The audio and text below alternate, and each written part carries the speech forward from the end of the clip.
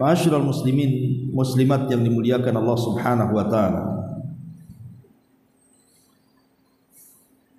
Di sini Allah Subhanahu wa taala mengatakan innalil muttaqina mafaza, sesungguhnya bagi orang-orang yang bertakwa ini akan mendapatkan keberuntungan. Ma'asyiral muslimat yang dimuliakan Allah Azza wa Jalla, siapa orang-orang yang bertakwa ini? Dan apa makna takwa itu sendiri? Kemudian apa saja yang bisa menyebabkan takwa kita ini meningkat? Dan yang terakhir, apa balasan bagi orang-orang yang bertakwa?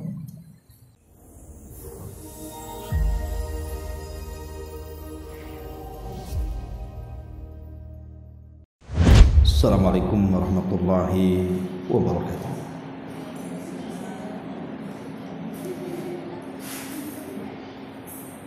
Alhamdulillah wassalatu wassalamu ala Rasulillah wa ala alihi wa sahbihi wa mawalah wa la hawla wa la quwwata illa billahi wa ba'd. Alhamdulillah, segala puja dan puji hanya milik Allah Jalla fi'ula. Salawat dan salam kita hadiahkan kepada Rasul kita Nabi besar Muhammad sallallahu alaihi wa ala alihi wasallam.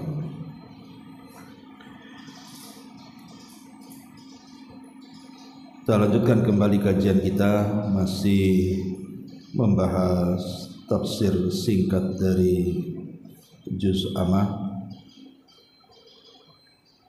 dan kita masuk pada ayat ke-31. A'udzubillahi minasyaitonir rajim. Bismillahirrahmanirrahim. Innalil muttaqina mafaza hadaiqa wa a'naba wa kawa'iba atraba wa ka'san dihaqa la yasma'una fiha lagwaw wa la kidzaba jazaa'an mir rabbika ata'an hisaba.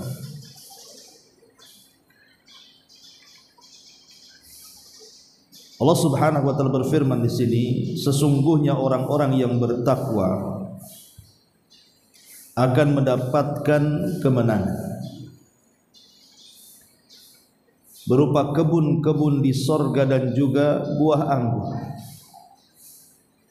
dan gadis-gadis remaja yang sebaya dan gelas-gelas yang penuh berisi minuman. Di sana mereka tidak mendengar percakapan yang sia-sia maupun perkataan dusta. Itu sebagai balasan dan pemberian yang cukup dari Tuhan. Taib. Ma'asyiral muslimin muslimat yang dimuliakan Allah Subhanahu wa taala. Di sini Allah Subhanahu wa taala mengatakan innalil muttaqina mafaza, sesungguhnya bagi orang-orang yang bertakwa ini akan mendapatkan keberuntungan. Ma'asyiral muslimat yang dimuliakan Allah Azza wa Jalla, siapa orang-orang yang bertakwa ini? Dan apa makna takwa itu sendiri? Kemudian apa saja yang bisa menyebabkan takwa kita ini meningkat? Dan yang terakhir, apa balasan bagi orang-orang yang bertakwa? Ma'asyiral muslimat yang dimuliakan Allah Subhanahu wa taala, banyak kalangan ulama yang mendefinisikan apa itu takwa. Salah satunya adalah Abdullah ibn Umar radhiyallahu anhuma. Abdullah ibn Umar radhiyallahu anhuma pernah ditanya, apa itu takwa? Maka beliau mengatakan, alla tadunna annaka khairun min ahadin. Alla tadunna annaka khairun min ahadin. Takwa adalah, kata beliau, jangan sampai engkau menyangka bahwa engkau itu lebih baik dibandingkan orang lain. Takwa adalah jangan sampai engkau menyangka bahwa engkau jauh lebih baik dibandingkan orang lain. Karena kalau seandainya seseorang itu sudah mulai membanggakan dirinya dengan ibadah-ibadah yang sudah dilakukannya, kemudian merendahkan orang lain, maka ini ciri kehancuran dia. Anas bin Malik radhiyallahu anhu meriwayatkan sebuah hadis. Di zaman Nabi sallallahu alaihi wasallam ada seorang laki-laki yang luar biasa ibadah, baik puasanya, baik salat malamnya, baik baca Qur'annya, luar biasa.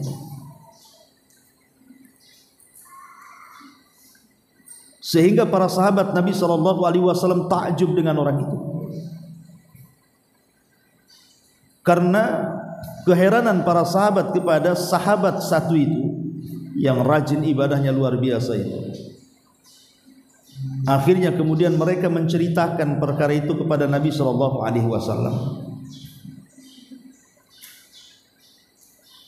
Tiba-tiba kemudian ketika mereka sedang bercerita kepada Rasul tentang seseorang yang luar biasa ibadahnya, tiba-tiba muncul seorang laki-laki yang wajahnya masih basah dengan air wudu, dan buliran-buliran air wudu itu masih menetes di wajahnya sambil menjinjing sandal, dan terlihat di dahinya itu ada bekas hitam karena rajin sujud. Ketika lewat, para sahabat mengatakan, ya Rasulullah, yang kami maksudkan tadi itu dia. Maka Nabi SAW memanggil orang itu. Kemudian Rasul mengatakan di hadapan para sahabat, inna ala wajhihi saf'atun minasyaitan. Kata Nabi SAW, sesungguhnya di wajah orang itu ada sentuhan-sentuhan wajah setan. Tentu sahabat heran, apa maksudnya? Karena di mata sahabat orang ini rajin ibadah, salatnya, puasanya, baca Qur'annya, sampai banyak para sahabat takjub dengan ibadahnya. Tapi Rasul malah mengatakan, sesungguhnya di wajahnya ada sentuhan-sentuhan setan. Maka Nabi SAW memanggil orang ini, orang yang dianggap hebat ibadahnya itu. Kemudian Nabi SAW bertanya kepada laki-laki ini, wahai fulan, aku ingin bertanya kepadamu. Maka orang ini mengatakan, tentu wahai Nabi, wahai Rasul, silahkan. Maka kemudian Nabi SAW mengatakan, apakah ketika engkau datang menemui kaum, engkau berkata kepada dirimu sendiri bahwa tidak ada orang yang lebih baik daripada engkau dari kalangan mereka? Jujur saja. Maka tiba-tiba sahabat ini mengatakan, tentu wahai Rasul. Lihat bagaimana kisah ini. Nabi SAW mengatakan kepada ahli ibadah dari kalangan para sahabat yang membuat takjub sahabat yang lainnya bahwa di wajahnya ada sentuhan syaitan. Kemudian Rasul menjelaskan di hadapan para sahabat karena dalam hati orang ini ada ujub, merasa bahwa ibadahnya itu melebihi ibadah kaumnya, merasa bahwa dirinya lebih hebat dibandingkan kaumnya. Dan ini adalah akhlak syaitan, karena syaitan yang mengatakan di hadapan Allah, ana khairun minhu khalaqtani min nar wa khalaqtahu min tin. Aku lebih baik dibandingkan si Adam itu. Aku loh tercipta dari api sementara dia kau cipta dari tanah. Makanya jangan sampai kemudian kita ini merendahkan ibadah orang lain. Dan apa faedahnya kita ini melihat, memperhatikan ibadah orang itu apa? Harusnya yang diperhatikan kan ibadah kita, bukan ibadah orang kita perhatikan. Karena belum tentu ibadah yang kita lakukan itu diterima atau tidak. Kenapa sibuk pula kemudian memperhatikan ibadah orang? Makanya Nabi SAW mengatakan, idza qala ar-rajulu halakan nas fahuwa ahlakuhum, fahuwa ahlakuhum. Apabila seseorang berkata hancurlah manusia, hakikatnya Allah yang menghancurkan dia. Karena kata-kata itu merendahkan orang. Makanya Allah dengan tegas mengatakan, alam tara ilal ladzina yuzakkuna anfusahum balillah yuzakki man yasha wala yadlimuna fatila. Tidakkah engkau melihat orang-orang yang mereka merasa bersih diri mereka, padahal Allah yang membersihkan siapapun yang dikehendakinya. Makanya Nabi SAW sampai mengatakan, thalathun muhlikat, ada 3 perkara yang menghancurkan manusia itu. Pertama, syukhun muta', kekikiran yang diikuti. Wahawan muttaba', hawa nafsu yang dituruti. Wa ijabul mar'i binafsi, dan kekaguman terhadap diri sendiri. Ma'asyiral muslimat yang dimuliakan Allah Subhanahu wa taala, saya teringat dengan perkataan Imam Syafi'i. Bagus sekali kata-kata beliau. Apa kata beliau? Idza anta khifta ala amalikal ujubah, jika engkau takut pada amalanmu tertimpa ujub, kagum terhadap diri sendiri, fangdur ridhan man tatlubu, maka lihatlah ridha siapa yang kita cari. Wa fi ayyi thawabin targhabu, balasan mana yang kamu harap. Wa min ayyi iqabin tarhabu, siksaan mana yang kau takuti. Wa ayyi afiyatin tashkuru, kesehatan mana yang kau syukuri. Wa ayyi bala'in tadhkuru, dan musibah mana yang kau ingat. Fa innaka idza tafakkarta fi wahidati min hadhihi al-hisal saghura fi ainika amaluka. Kata Imam Syafi'i, jika engkau merenungkan salah satu saja dari perkara-perkara ini, niscaya amalmu akan mengecil dalam pandangan kedua matamu. Lihat bagaimana dalamnya perkataan Imam Syafi'i. Jika engkau takut pada amalanmu ada ujub, kekaguman dengan amalannya sendiri, maka lihatlah ridha siapa yang kita cari, balasan mana yang kita harapkan, siksaan mana yang kita takuti, kesehatan mana yang sudah kita syukuri, dan musibah mana yang kita ingat. Ma'asyiral muslimin yang muslimat yang dimuliakan Allah Subhanahu wa taala, ini yang pertama, bahwa takwa adalah jangan pernah merasa kita lebih dibandingkan orang lain dari segi ibadah. Karena menangisnya ahli maksiat karena maksiatnya itu lebih baik dibandingkan bangganya orang bangga dengan segudang ibadahnya. Karena menangisnya, orang menangis karena maksiat itu tanda dia bertobat. Tapi bangganya dengan bahagianya dan gembiranya dengan ibadahnya sendiri, itu bisa menggugurkan amalan. Makanya kenapa para ulama mengatakan, kalau seandainya aku tahu sujudku ini diterima oleh Allah Subhanahu wa ta'ala, itu sudah cukup. Besok aku siap mati.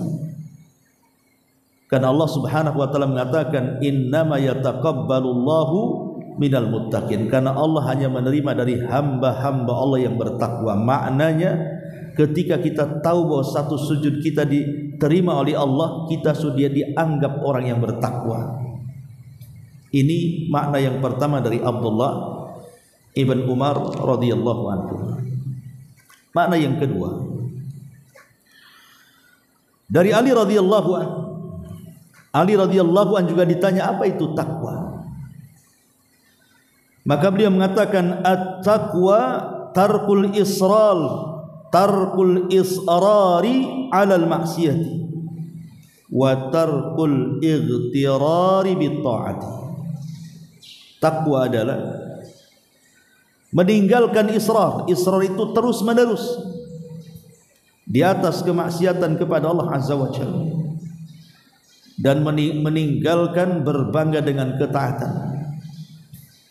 Jadi Ali radhiyallahu mengatakan, takwa adalah tarkul israr, tinggalkan dari terus menerusnya kita di atas kemaksiatan. Makanya kenapa Nabi SAW mengatakan, wailun lil musirrina alladzina yusirruna ala ma fa'alu wa hum ya'lamun. Celaka bagi orang-orang yang terus-terusan melakukan dosa sementara mereka mengetahui itu dosa. Makanya kenapa Allah Subhanahu wa ta'ala sampai mengatakan, walladzina idza fa'alu fahishatan aw zalamu anfusahum dzakarullah fastaghfaru lidzunubihim wa man yaghfiru dzunuba illallah wa lam yusirru ala ma fa'alu wa hum ya'lamun. Dan orang-orang yang apabila mereka melakukan fahisyah, sebuah keburukan, atau zalamu anfusahum, mereka menzalimi diri-diri mereka, zakarullah, mereka langsung ingat Allah, wastaghfaru lidzunubihim, dan langsung istighfar dengan dosa-dosa mereka. Karena tidak ada yang bisa mengampuni dosa kecuali Allah. Dan Allah katakan di akhir ayat Al-Imran 135 ini, walam yusirru ala ma fa'al, dan mereka tidak terus-terusan alias berhenti dari apa yang mereka lakukan dari maksiat itu, wahum ya'lamun, dan mereka mengetahui. Inilah sifat-sifat orang yang bertakwa, tidak terus-terusan di atas kemaksiatan dan dia tahu itu maksiat. Karena bagi seorang muslim, maksiat itu diibaratkan orang yang duduk di bawah gunung. Jadi kalau ibu ini duduk di bawah gunung, tiba-tiba ada pengumuman dari BMKG bahwa gunung itu dalam hitungan menit akan meledak, tentu kan ibu was-was, pasti ibu lari. Kalau kita duduk di bawah gunung yang akan meledak, pasti kita akan lari, karena gunung itu takut menimpa dia. Tetapi orang yang melakukan, atau orang-orang fasik yang melakukan dosa itu, bagi mereka dosa itu ibarat lalat yang menempel di hidung kemudian ditebas, datang lagi, dah biasa bagi dia. Makanya dari sini Ali radhiyallahu anhu mengatakan bahwa takwa itu tinggalkan, jangan terus-menerus di atas kemaksiatan, dan jangan bangga dengan ketaatan. Ini juga bagian daripada makna takwa dari Ali radhiyallahu anhu. Ma'asyiral muslimat yang dimuliakan Allah Subhanahu wa ta'ala, ada juga yang memberikan definisi takwa ini Di antaranya adalah masih perkataan Ali radhiyallahu anhu. Takwa adalah al-khaufu minal jalil wal amalu bitanzil wal qana'atu bil qalil wal isti'dadu li yaumir rahim. Takwa adalah seseorang menanamkan rasa takut kepada Allah. Al-khaufu minal jalil, menanamkan perasaan takut kepada Allah Azza wa Jalla. Wal amalu bitanzil, dan yang kedua berusaha mengamalkan apapun yang diturunkan dari syariat, baik berupa perintah ataupun menjauhi larangan. Kemudian wal qana'atu bil qalil, merasa cukup dari pemberian Allah walaupun sedikit. Qana'ah. Wal isti'dad li yaumir rahim, dan dia pun persiapan untuk hari setelah kematian. Itulah takwa. Jadi Ali radhiyallahu anhu mendefinisikan makna lain, takwa adalah takut kepada Allah, beramal dengan wahyu, qanaah dengan yang sedikit, dan persiapan untuk bekal kematian. Inilah 4 kata, kalau terkumpul pada diri kita berarti kita sudah bertakwa. Takut dengan Allah Azza wa Jalla. Karena begini ibu-ibu yang muliakan Allah Azza wa Jalla, termasuk keburukan yang sangat buruk adalah ketika pandangan manusia kepada kita itu lebih mulia dibandingkan pandangan Allah kepada kita. Ini buruknya akhlak kita di sini.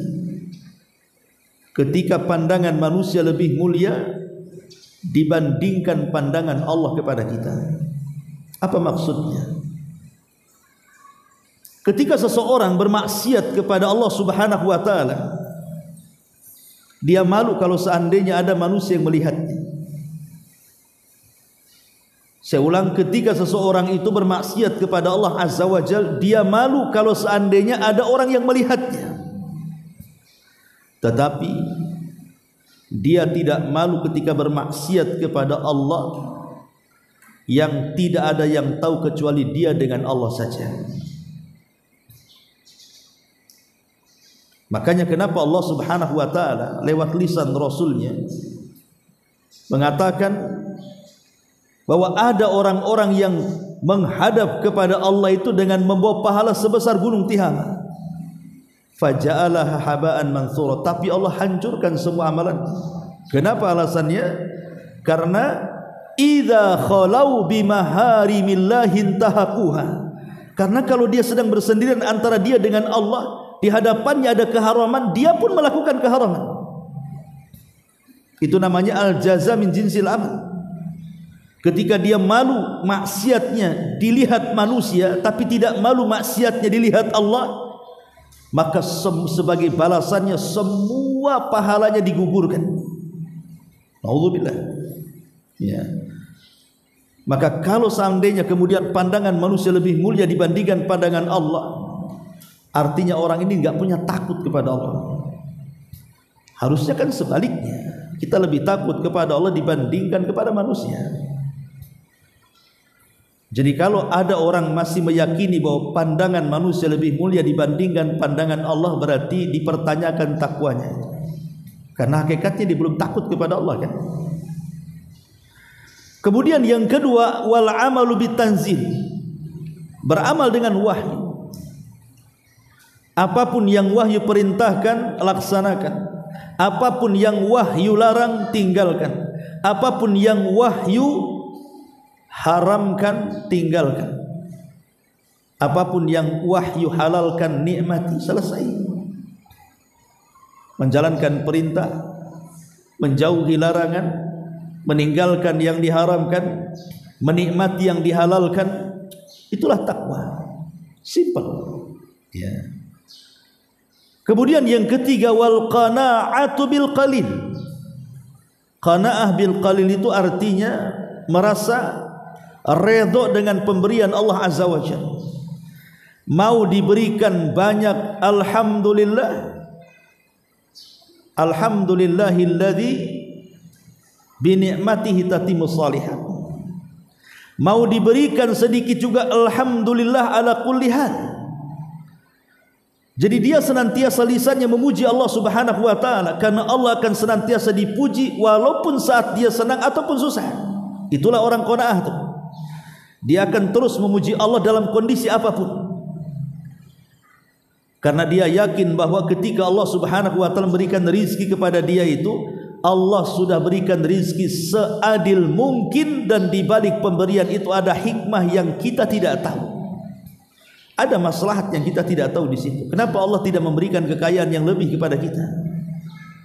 Dan kenapa pula Allah Subhanahu wa taala tidak menjadikan orang kaya itu fakir? Boleh jadi ada yang Allah sembunyikan yang kadang-kadang kita tidak tahu. Wa asa an takrahu syai'an wa huwa khairul lakum. Terkadang apa yang kita anggap jelek itu baik pula di hadapan Allah. Dan yang terakhir, wal isti'dadu birrahil, kata Ali, persiapan untuk hari sebelum kematian kita. Itulah orang cerdas. Al-kayyisu man dana nafsah wa amila lima ba'dal maut. Orang cerdas itu orang yang selalu introspeksi dan selalu mempersiapkan untuk bekal setelah kematian. Ini makna takwa yang ketiga dari Amirul Mukminin Ali ibn Abi Thalib radhiyallahu anhu. Kemudian makna takwa yang keempat dari Talaq ibn Habib rahimahullahu taala, dia mengatakan, at-taqwa amalun bi ta'atillahi raja'a rahmatillahi ala nuri minallahi wa tarku ma'siyatillahi makhafatallahi ala nuri minallahi. Takwa adalah seseorang beramal dalam rangka mentaati Allah. Seseorang beramal dalam rangka mentaati Allah karena mengharap rahmat Allah, atas bimbingan dari Allah. Beramal karena ketaatan kepada Allah, karena mengharap rahmat Allah berdasarkan bimbingan dari Allah. Dan juga meninggalkan maksiat karena Allah, dikarenakan takut akan siksa Allah menurut bimbingan dari Allah. Itulah takwa, kata Talaq ibn Habib. Ya. Jadi Talaq ibn Habib membagi dua kalimat di sini. Pertama, takwa itu kita senantiasa beramal. Beramalnya itu untuk siapa? Karena ketaatan kepada Allah, bukan karena manusia. Saya sholat karena Allah, saya puasa karena Allah, saya hadir di majelis taklim karena Allah. Untuk apa coba? Mengharap dapat rahmat Allah, kasih sayang dari Allah Subhanahu wa taala. Tentunya beramal dalam rangka ketaatan kepada Allah tidak lepas dari bimbingan Allah. Tidak bisa beramal asal-asalan, harus mencocoki sunnah Nabi, ya, baru dikatakan takwa. Sebab kalau seandainya dia hanya beramal dalam rangka mentaati Allah, mengharap rahmat Allah, tapi caranya bukan bimbingan dari Allah, tidak akan diterima amalan itu. Man amila amalan laisa alaihi amruna fahuwa rad. Barang siapa yang beramal sebuah amalan yang tidak ada contohnya, ditolaklah amalan itu. Makanya harus ada bimbingan dari Allah. Lah sebagaimana melaksanakan ketaatan itu mengharap rahmat Allah atas bimbingan Allah, meninggalkan maksiat juga sama. Ketika kita meninggalkan maksiat, kita tidak menggibah lagi, kita tidak berzina lagi, kita tidak minum khamar lagi, kita tidak zalim lagi, itu tidak lain karena takut akan iqab dari Allah Subhanahu wa taala, dan meninggalkan maksiat pun tetap dari bimbingan Allah Azza wa Jalla, supaya kita mendapatkan hidayah. Lah ma'asyiral muslimat yang dimuliakan Allah Azza wa Jalla, ini juga bagian daripada makna takwa. Takwa sendiri saking pentingnya sampai Allah Subhanahu wa taala menjadikan takwa ini sebagai wasiat. Pertama, wasiat secara umum bagi hamba-hambanya, sebagaimana tertuang dalam surah An-Nisa 131. Walaqad wassaynal ladzina utul kitaba min qablikum wa iyyakum anittaqullah. Dan sungguh kata Allah, kami sudah berwasiat kepada orang-orang yang diberikan kitab sebelum kalian dan juga untuk kalian. Apa itu? Bertakwalah kepada Allah. Yang kedua, bahwa wasiat takwa ini dikhususkan bukan hanya kepada seluruh hamba, tapi dikhususkan oleh Allah kepada orang-orang yang beriman, sebagaimana tertuang dalam surah Al-Imran ayat 102. Ya ayyuhalladzina amanu taqullaha haqqa tuqatih wa la tamutunna illa wa antum muslimun. Wahai orang-orang yang beriman, bertakwalah kalian kepada dengan sebenar-benar takwa, dan jangan mati kecuali kalian menjadi seorang muslim. Bahkan bukan hanya Allah yang berwasiat, Rasul pun selalu berwasiat dengan takwa ini. Hadis yang pernah kita bahas dalam kitab Arba'in Nawawi, hadis Abi Dzar, di mana Rasul mengatakan apa? Ittaqillaha haitsuma kunta wa atbi'is sayyi'atal hasanata tamhuha wa khaliqin nas bi khuluqin hasan. Bertakwalah kepada Allah dimanapun kalian berada. Dan kebiasaan Rasul itu kalau mengirim pasukan, maka wasiat pertama kepada pasukan perang itu, bertakwalah kalian kepada Allah. Bahkan Umar bin Khattab radhiyallahu an menulis surat kepada putranya Abdullah ibn Umar radhiyallahu anhuma. Di antara isi suratnya, amma ba'du fa inni usika bi taqwallah. Adapun setelah itu, kata Umar, ingat wahai putraku, maksudnya Abdullah ibn Umar, kuwasiatkan engkau untuk senantiasa bertakwa kepada Allah Azza wa Jalla. Bahkan yang lebih hebat lagi adalah Umar bin Abdul Aziz rahimahullahu ta'ala.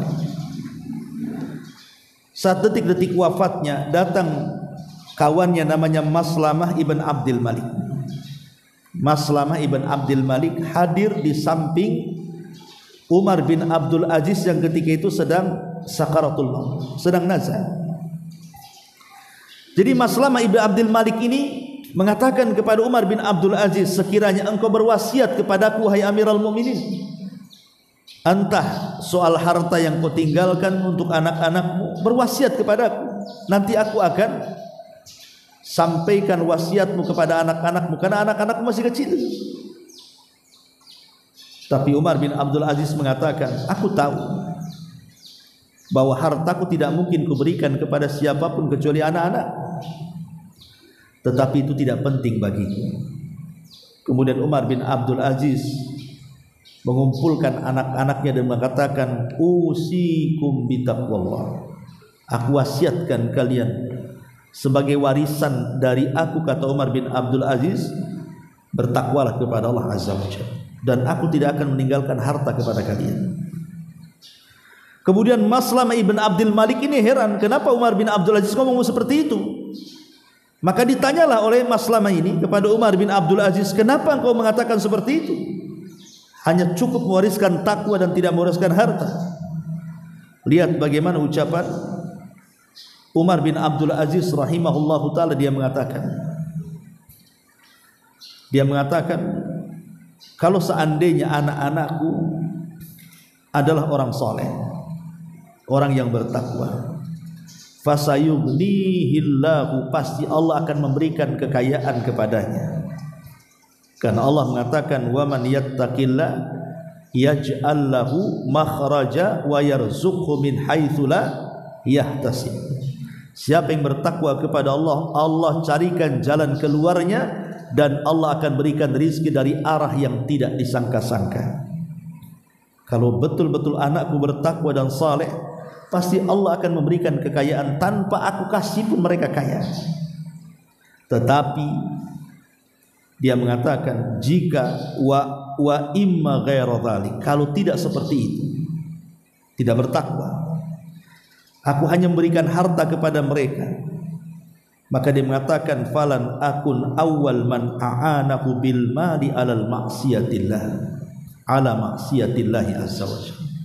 Ketika aku hanya memberikan harta dan tidak memberikan takwa, sama saja aku menolong mereka di atas kemaksiatan kepada Allah azza wajalla.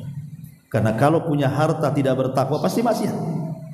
Sama saja aku tolong menolong kepada anak-anakku di atas kemaksiatan. Tapi kalau aku tidak berikan harta kepada mereka, cukup berwasiat takwa. Kalau mereka betul-betul bertakwa dan menjadi orang baik, tanpa aku beri harta mereka pasti kaya. Subhanallah, betul. Umar bin Abdul Aziz tidak mewariskan hartanya. Hartanya disedekahkan. Dan anak-anaknya tidak dapat warisan kecuali hanya sedikit. Tetapi dengan keyakinan Umar bin Abdul Aziz, semua anak-anaknya setelah besar menjadi orang kaya raya semuanya. Dan mereka adalah penderma utama dalam kerajaan untuk mendanai para mujahid fi sabilillah. Lihat bagaimana wasiat takwa ini luar biasa. Tapi masalahnya, ibu-ibu yang dimuliakan Allah azza wajalla, kalau zaman dulu kalau ada orang yang mengatakan bertakwalah wahai fulan, itu langsung bergetar hatinya, langsung kadang-kadang meneteskan air mata. Seperti yang dialami oleh Umar bin Khattab radhiyallahu anhu ketika berjalan bersama Aslam pembantunya ke pasar. Jadi Umar ini berjalan dengan Aslam ke pasar, rupanya di tengah jalan dikejutkan dengan seorang wanita tua. Wanita tua ini memanggil-manggil Umar dengan panggilan tidak sopan. Bukan dipanggil Amirul Mukminin, bukan dipanggil Umar, tapi dipanggil Umar. Ya Umair, ya Umar katanya. Umar ini dalam bahasa Arab ditasghir namanya. Kalau Umar itu dewasa, kalau Umar itu Umar kecil. Ya, jadi itu panggilan tasghir untuk mengecilkan seseorang. Aslam pembantunya marahlah. Kenapa berani-beraninya wanita tua ini memanggil kalimat Umar, tidak memanggil kalimat Amirul Mukminin, padahal dia Amirul Mukminin. Tapi Umar kemudian mengatakan kepada Aslam, da'uha, tinggalkan wanita itu. Kemudian dilihatnya Umar tiba-tiba mencucurkan air mata, menangis karena sedih. Kemudian Umar mendekati wanita tua itu. Tiba-tiba wanita tua itu mengatakan, ya Umair, aku masih ingat kau masih kecil-kecil itu, suka bermain-main di pasar Ukan. Kemudian engkau beranjak dewasa, tiba-tiba sekarang menjadi Amirul Mukminin. Ittaqullah, bertakwa kau kepada Allah azza wajalla katanya. Langsung bergetar Umar sambil menangis. Kemudian Umar mengatakan kepada Aslam, ya Aslam, tahu enggak wanita itu siapa? Kata Aslam, saya tidak tahu. Maka Umar mengatakan dia adalah Haulah bin Hakim. Haulah bintu Hakim. Siapa Haulah bintu Hakim? Orang yang mengadukan urusan suaminya kepada Rasul gara-gara suaminya mengatakan, anti ka dhahri ummi, engkau seperti punggung ibu. Kemudian Rasul mengatakan, engkau sudah diceraikan suami. Kata Haulah, tidak mau, anak-anakku banyak. Akhirnya turunlah surah Mujadilah, penghapus kalimat anti ka dhahri ummi, bukan kalimat cerai yang dianggap kalimat cerai di masa jahiliyah, tapi di masa Islam dianggap kalimat dihar. Turun surah Mujadilah khusus untuk Haulah bintu Hakim. Kata Umar, tahu enggak wahai Aslam dia siapa? Dia adalah Haulah bintu Hakim yang suaranya didengar dari 7 lapis langit sana sampai turun surah Al-Mujadilah. Syahidnya di sini siapa? Umar bin Khattab bergetar tuh ketika dikatakan bertakwalah kau kepada Allah. Tapi orang sekarang mana lagi ibu-ibu bertakwalah bu, biasa aja, nggak ada getar-getarnya. Kenapa? Karena hati kita sudah keras masalahnya. Mau dinasihati apapun malah kita marah yang nasihati, kayak kau aja yang paling alim katanya.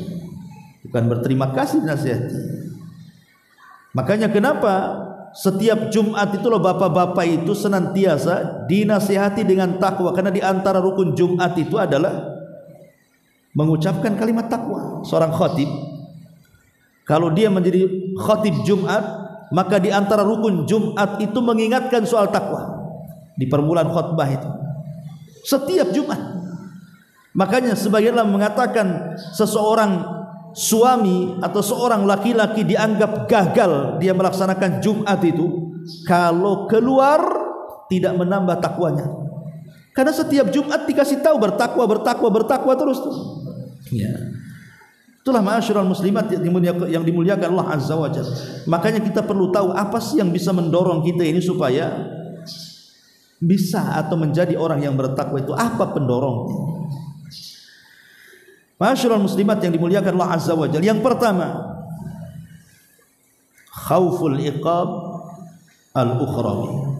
Tanamkan perasaan takut akan siksa di akhirat. Sering membaca ayat-ayat azab, macam mana Allah mengazab orang-orang ahli maksiat di neraka. Bacalah hadis-hadis tentang bagaimana ngerinya neraka supaya kita makin takut. Ya. Kemudian yang kedua, bukan hanya takut akan iqab di akhirat, takut juga akan iqab di dunia. Karena ada dosa-dosa itu yang Allah Subhanahu wa taala segerakan azabnya di dunia sebelum akhirat.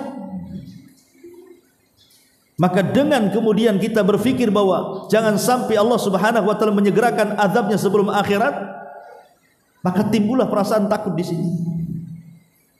Kemudian yang ketiga, banyak-banyaklah berharap raja'us tsawabid dunya. Banyak-banyak mengharap kepada Allah agar dengan ketaatan kita kepada Allah itu kita diberikan banyak kebaikan di dunia. Dan yang keempat, raja'us tsawab al-ukhrawi. Dan dengan memperbanyak ketaatan kita kepada Allah itu, maka kita berharap bahwa Allah akan berikan balasan yang besar kelak di akhirat. Kemudian yang kelima, khauful hisab. Takutlah akan hisab. Bahwa setiap ucapan kita akan dipertanggungjawabkan, setiap perbuatan kita akan dipertanggungjawabkan, setiap apa yang diucapkan hati kita juga ada pertanggungjawabannya.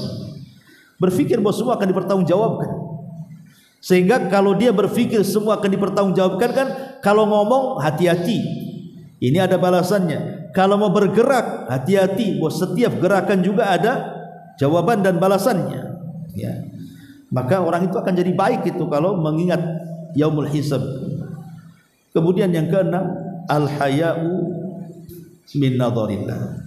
Tanamkan sifat malu dari pandangan Allah. Tadi yang saya sudah katakan, jangan memuliakan pandangan manusia kepada kita dengan merendahkan pandangan Allah kepada kita. Orang ini tidak punya malu. Ya. Kalau orang punya malu baik bersendirian ataupun di tengah halayak ramai, pasti tidak akan maksiat dia. Makanya Ibrahim ibn Adham rahimahullahu taala ketika ada anak muda datang kepada dia, "Wahai Imam, saya ini tidak bisa meninggalkan maksiat, gimana ceritanya ini?" Maka Imam Ibrahim ibn Adham mengatakan, "Ya tidak apa-apa.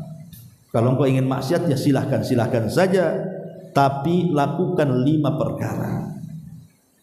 Pertama, silahkan kau bermaksiat, tapi jangan makan dari rizki Allah.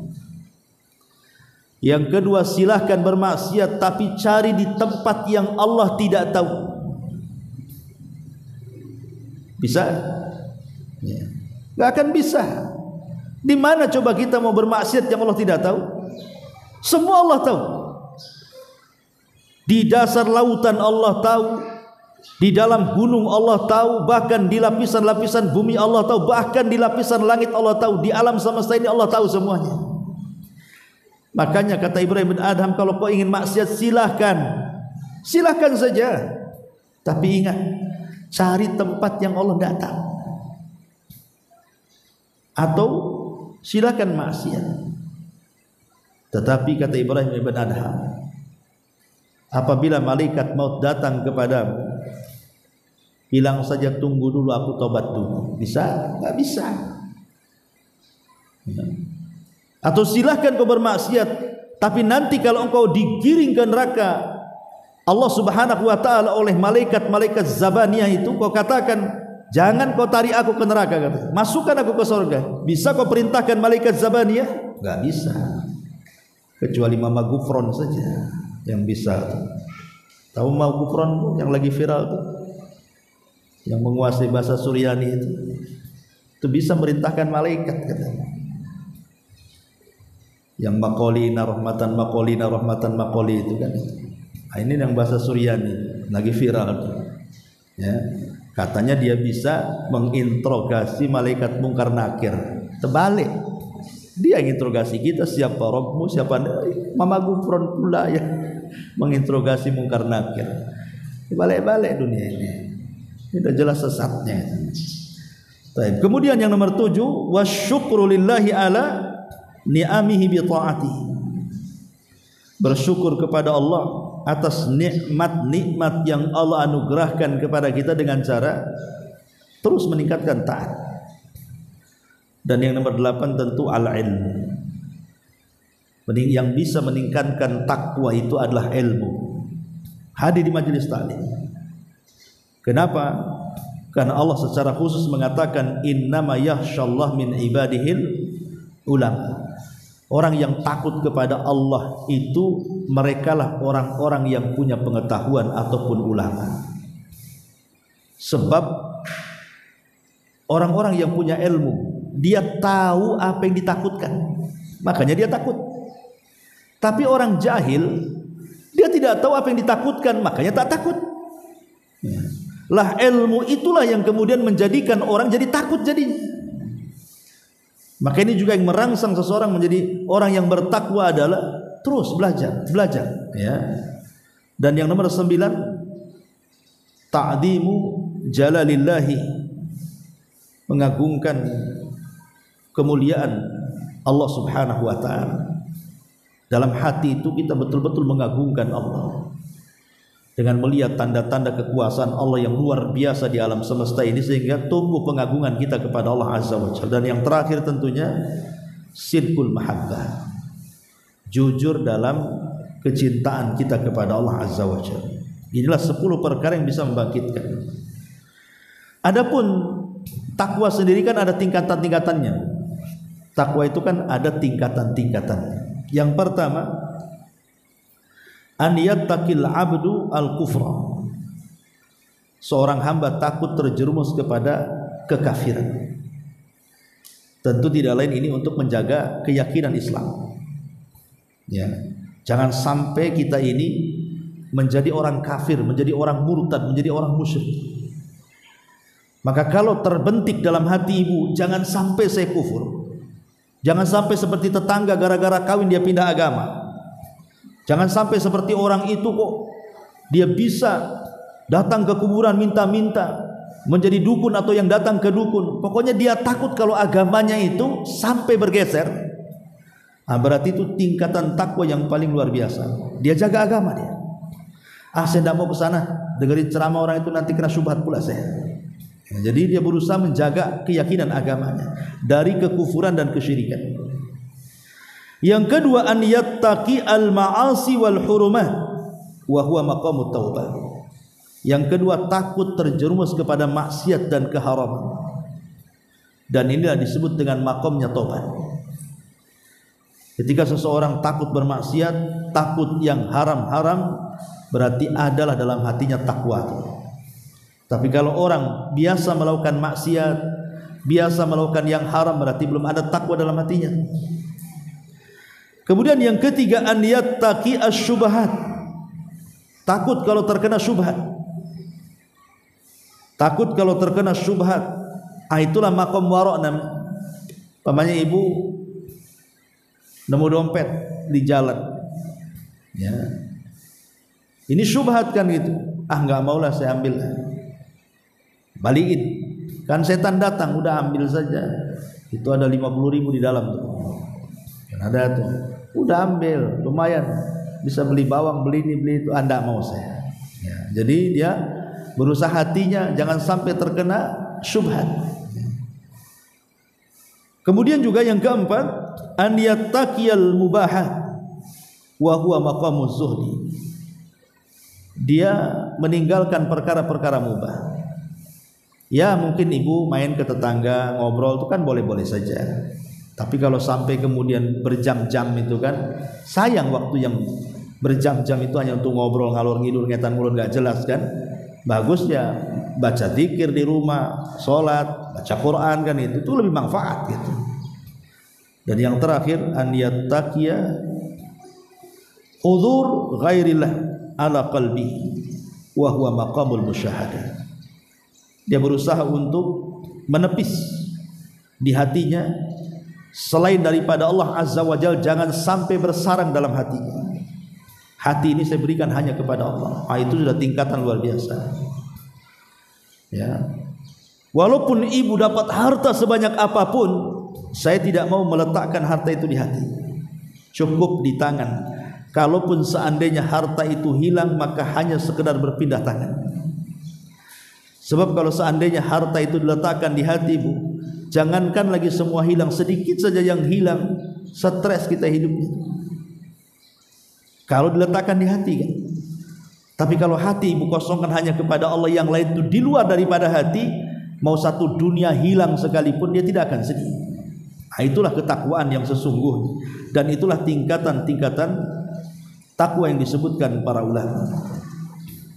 Ma'asyiral muslimat yang dimuliakan Allah Azza wa Jalla, adapun takwa itu sendiri ataupun jalan menuju takwa itu sendiri, ada 5 perkara yang harus ibu pahami. Yang pertama, antuhibba Allah aktsar min ayyi syai'. Antuhibba Allah aktsar min ayyi syai'. Ibu harus lebih mencintai Allah lebih banyak dibandingkan selainnya. Cintai Allah melebihi segalanya. Karena kita belum, kadang-kadang kita ini kan lebih mencintai yang lain dibandingkan Allah kan. Contohlah ibu sedang ngobrol dengan kawan, datang waktu zuhur. Ini obrolan belum selesai kan, masih nyambung-nyambung nih. Terkadang ibu kan kasih keasikan ngomong, nggak peduli itu waktu zuhur itu. Nantilah kan waktu zuhur sampai asar masih lama, gitu kan. Ini kan lebih mencintai kawan-kawan ngobrolnya dibandingkan Allah. Itu namanya seperti itu. Nah itu masih sering di masyarakat seperti itu kan. Makanya orang yang bertakwa itu jalannya adalah ketika dia lebih mencintai Allah dibandingkan yang lainnya. Itulah jalan terbesar menjadi orang yang bertakwa. Yang kedua, antas tash'ira muraqabatallahi daiman. Engkau terus merasakan bahwa setiap ucapan, gerakan, tingkah laku kita itu terus dipantau dan dilihat Allah, dan tertanam terus. Ibaratnya ibu kemana-mana itu ada CCTV lah. Kalau sesama manusia saja bu, kalau umpamanya ada tukang bangunan, dia bekerja, kemudian ibu yang punya rumah nongkrongi, otomatis tukang bangunan yang bangun rumah ibu itu akan rajin tuh. Kenapa? Ada tokenya di situ, nongkrongi kan itu. Coba tokenya hilang, ya ngerokok, duduk, ngobrol, nggak selesai kerjanya kan. Jadi sesama manusia saja terkadang kalau diawasi itu semangatnya kerja. Anak-anak PT kalau sudah ada atasannya semangat, nggak berhenti dia kerja. Takut kena skor, takut kena pecat kan itu. Lah kenapa dengan makhluk kok sedemikian takutnya? Sementara hari-hari kita dipantau dan diawasi Allah Subhanahu wa taala, kok kita tidak merasakan itu semuanya? Bahwa ada CCTV yang lebih canggih dibandingkan CCTV dunia, yang dia mengetahui di mana saja kita berada, dalam kondisi apapun, dengan siapapun dia tahu. Ya. Kemudian yang ketiga, anta'lama akibatal ma'asi. Agar tahu bahwa setiap maksiat yang kita lakukan itu ada akibatnya, baik di dunia ataupun di akhirat. Semua ada akibatnya. Makanya ketika Nabi SAW menasihati orang-orang muhajirin, apa kata Rasul? Ya ma'syaral muhajirin, khamsun idza btulitum bihinna wa a'udzu billahi an tudrikuhun. Muhajirin, ingat, jangan sampai kalian tertimpa 5 perkara. Kalau sampai tertimpa 5 perkara, a'udzubillah, aku berlindung kepada Allah. Jangan sampai kalian kena. Yang pertama kata Rasul, "Malam tadharil fahishatu fi qaumin qat hatta yu'linu biha illa fasha fihi mutta'un wal auja allati lam takun madat fi aslafihimul ladzina madat." Ketika sebuah fahisyah, maksudnya perzinahan dan yang semacamnya dari LGBT-nya lah, itu sudah terang-terangan dilakukan, maka apa yang terjadi kecuali Allah akan timpakan kepada mereka penyakit taun dan penyakit-penyakit selain taun yang belum pernah terjangkit di zaman kalian. Bayangkan, di zaman Nabi nggak ada penyakit ini, tapi di zaman kelak ketika maksiat zina terang-terangan akan ditimpakan kepada mereka, menunjukkan bahwa setiap maksiat itu pasti ada akibatnya. Akibatnya apa? Ya tadi, menularnya penyakit, berbagai macam penyakit kan. Kita lihat hari ini penyakit AIDS lah, sampai hari ini ada obatnya, belum ditemukan, padahal kita menyaksikan bagaimana pertemuan orang-orang cerdas, profesor, dokter, penemu dan begitu seterusnya. Mereka berusaha loh mencari obat penangkal AIDS ini. Berusaha mereka kan. Yang kita herankan, kenapa kalian sibuk mencari obat untuk mengobati penyakit AIDS itu? Padahal itu tidak akan merubah apapun. Seandainya pun ditemukan obatnya untuk mengobati penyakit AIDS ini, apakah tidak mungkin Allah akan kirim lebih parah penyakit daripada AIDS? Bisa saja Allah kemudian kirim bakteri yang lainnya, muncul penyakit yang lainnya kan. Karena yang dilawan itu bukan melawan AIDS, bukan. Kita bukan sedang melawan AIDS, yang dilawan itu Allah masalahnya. Kalau Allah sudah dilawan, siapa yang bisa mengalahkan Allah? Kalau AIDS itu bisalah kita lawan dengan dicari obat-obatan, mungkin kalah dia lama-lama bakteri-bakteri. Tapi kalau yang dilawan Allah, siapa yang bisa? Allah sudah jelas mengatakan wala taqrabuz zina, jangan dekat zina. Kalian malah berzina pula. Tiba-tiba muncul penyakit AIDS, kalian lawan AIDS-nya. Salah. Yang kalian lawan itu harusnya zinahnya, bukan AIDS-nya. Hentikan zina itu, hilang nanti penyakit itu, maksudnya begitu. Lah setiap maksiat itu pasti ada dampaknya kan. Ini yang pertama. Kemudian yang kedua kata Rasul, malam yang kusul mikyala wal mizan. Tidaklah seseorang itu sudah mulai mengurang-urang takaran, timbangan gitu, illa ukhidu bisini wa syiddatil mu'nati wa jawri sultani alaihi. Ketika kemudian mulai curang dalam berdagang, ini kan maksiat, curang dalam berdagang kan, mengurangi takaran, mengurangi timbangan, mengurangi meteran, ataupun mengurangi hak-hak karyawan, tidak digaji dengan kebenaran dan begitu seterusnya. Apa yang terjadi? Allah akan kuasakan 3 azab tuh. Pertama, paceklik yang berkepanjangan. Yang kedua, susahnya ekonomi. Dan yang ketiga, Allah kuasakan pemimpin zalim. 3-tiganya ada di negeri kita ini. Lihat paceklik di sebagian tempat di negeri Indonesia ini, kadang-kadang sampai kering gitu, sampai belah-belah tuh. Ya, tanah itu saking lama tidak hujan. Susah ekonomi. Nah, sekarang kita rasakan susah ekonomi. Semua jadi mahal kan. Kemudian dikuasakan pemimpin zalim yang hanya mementingkan mereka dan kroninya saja. Dia tidak mementingkan rakyatnya. Sebenarnya itu akibat ulah kita semua sebenarnya. Kenapa? Boleh jadi kita ini dalam keseharian masih bermuamalah dengan cara curang. Mungkin ibu yang jadi pedagang masih suka kurang-kurang takaran, timbangan, meteran dan begitu seterusnya. Ataupun kita jadi pembeli, kadang-kadang main kutil saja. Pengutil ya, ngambil gitu, belum ada izin itu, belum diizinkan penjualnya udah main ambil aja, tahu-tahu kecetak jadi beli. Lah itu nggak dibayar, yang satu dimakan tuh ya. Ataupun mungkin ibu ngambil pembantu, nggak digaji-gaji 2 bulan, padahal kan harusnya digaji sebelum keringatnya kering, kata Nabi kan gitu. Banyak pokoknya persoalan itu, karena Allah secara umum mengatakan innallaha la yughayyiru ma biqaumin hatta yughayyiru ma bi anfusihim. Allah tidak mungkin merubah sebuah kaum sampai kaum itu yang berubah. Kita menghendaki tanah kita subur, kemudian kita menghendaki mudahnya ekonomi, kita menghendaki pemimpin-pemimpin yang adil dan begitu seterusnya. Bisa Allah berikan semuanya. Asal apa? Asal kita robah diri kita sebenarnya. Walau anna ahlal qura amanu wattaqau la fatahna alaihim barakatin minas sama'i wal ardh. Kalau penduduk negeri itu beriman dan bertakwa, berkah langit bumi itu Allah turunkan. Selesai. Ya. Ma'asyiral muslimat yang dimuliakan Allah Azza wa Jalla, dan begitulah nasihat Rasul sampai 5 perkara tadi. Kemudian yang keempat, anta ta'allam kaifa tuqawimu hawa wa tataghallab alaihi. Untuk belajar bagaimana caranya kita menghadapi hawa nafsu. Karena hawa nafsu inilah yang mencegat adanya takwa. Kenapa orang bermaksiat? Karena hawa nafsu. Ya.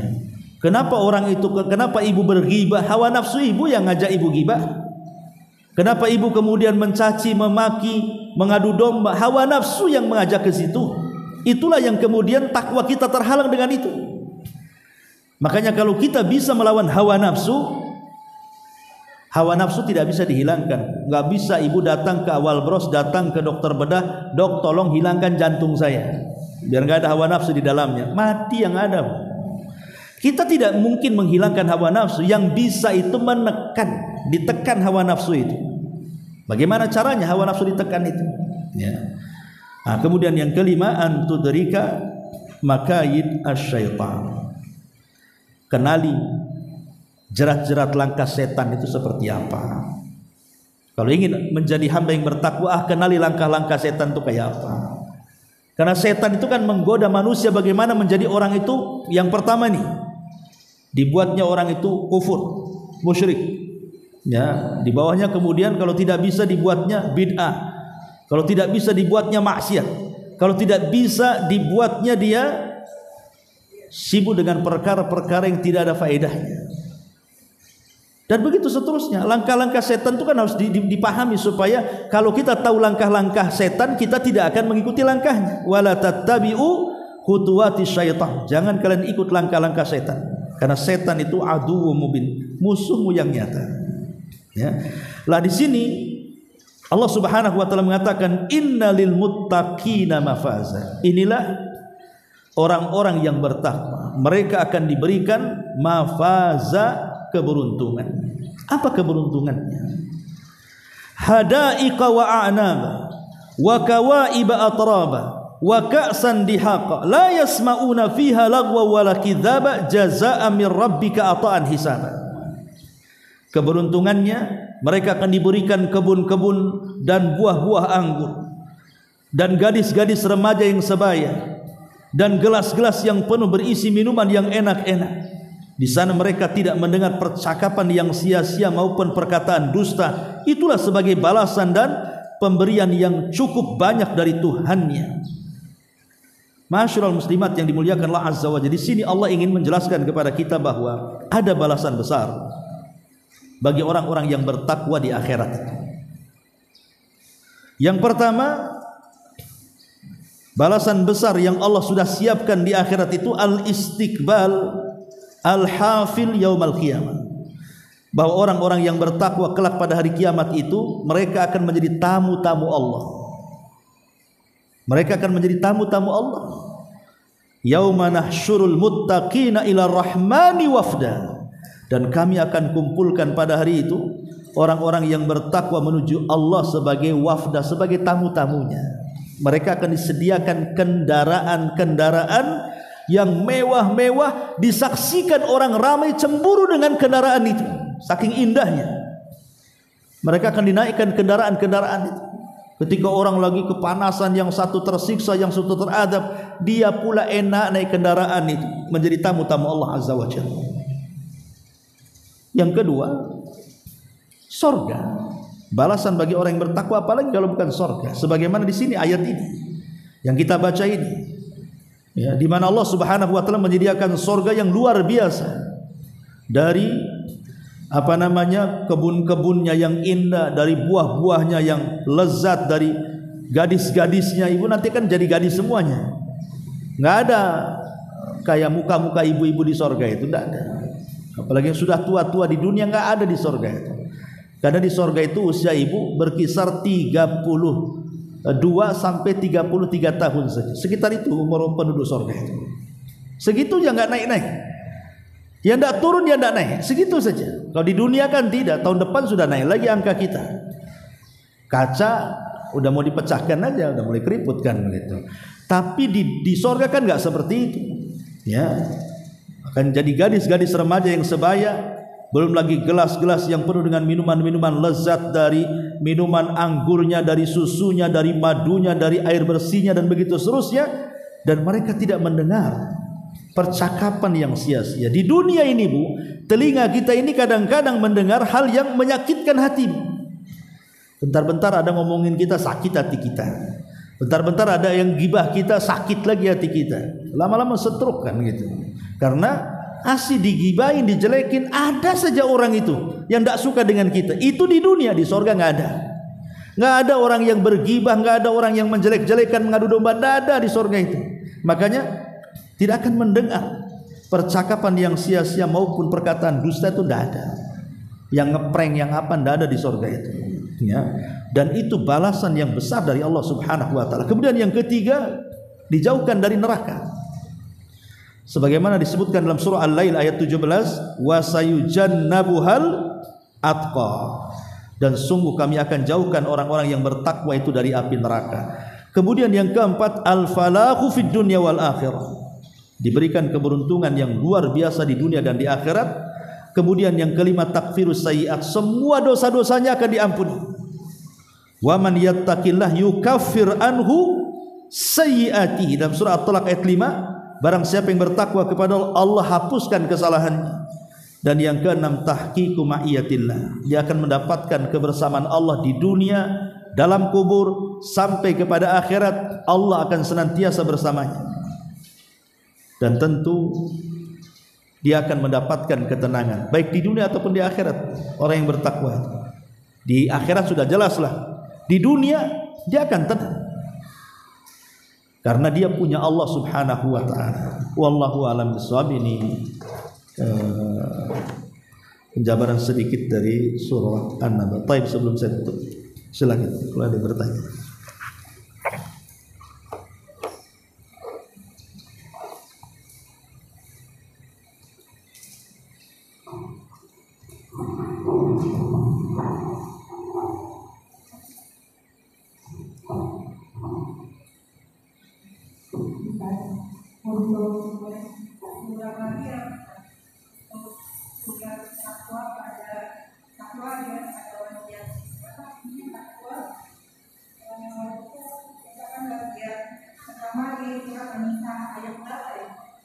Yang mana itu?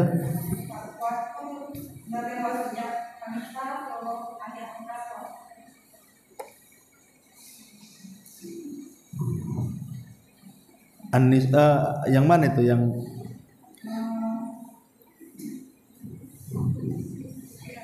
dia pembahasannya di mana itu? Oh, takwa itu sebagai wasiat. Oh, tadi maksudnya tanya suratnya. Surat berapa gitu ya? Ayat berapa? Iya. Jadi An-Nisa ayat yang pertama ya, An-Nisa ayat 131. Kemudian Al-Imran ayat 102. Ya. Wasiat secara umum bagi manusia, takwa Allah.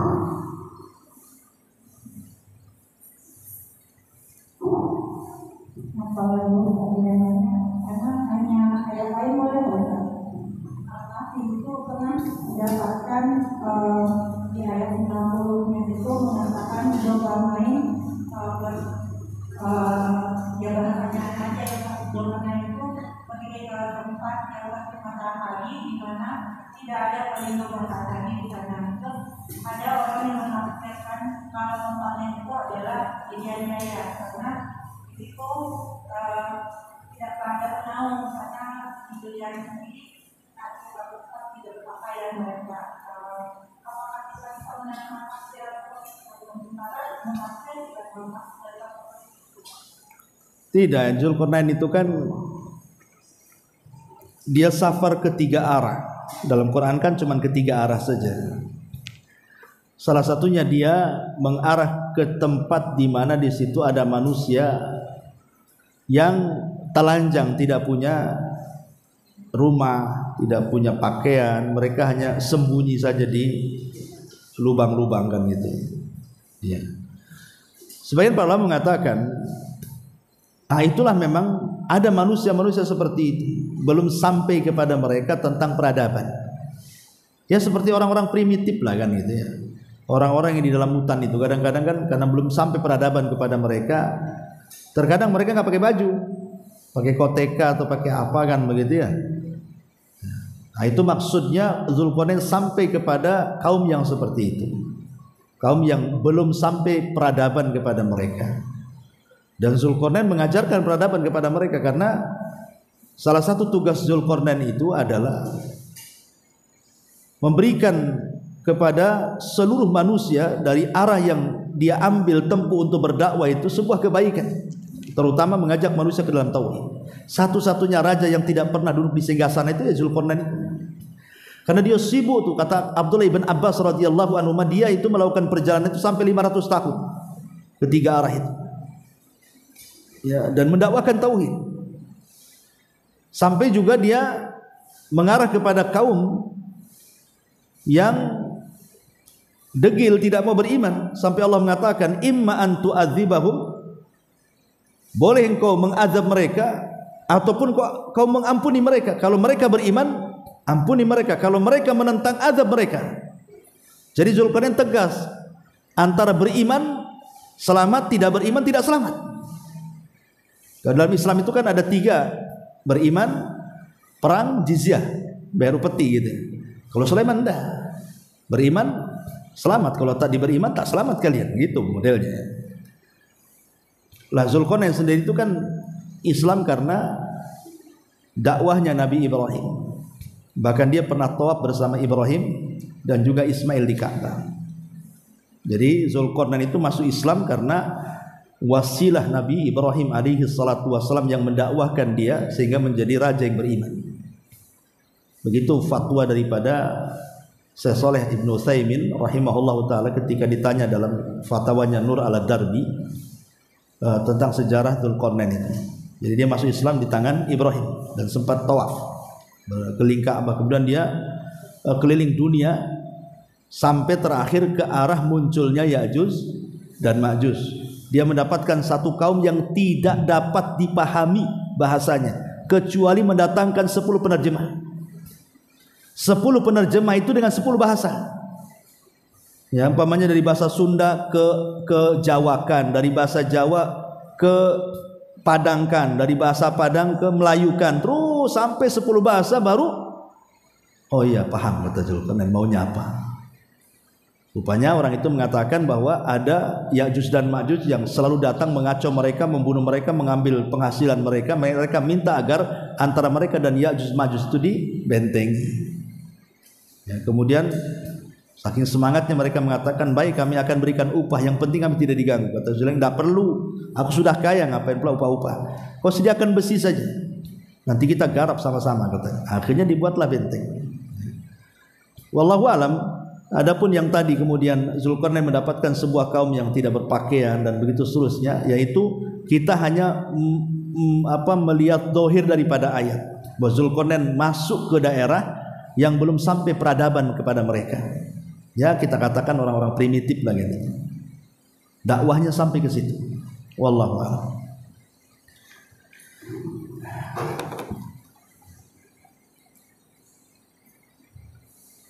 Baik sekiranya sudah jam 10 lebih, ada manfaatnya. Subhanallah. Intinya bahwa tolong beradab, berakhlak kepada Allah. Membahas tafsir dari surah Al-Imran lahirlah Imam Muslim, Abi Dawud, Tirmidzi, Ibnu Hibban. Jadi ketika Yunus alaihi salatu wassalam terkena undian itu,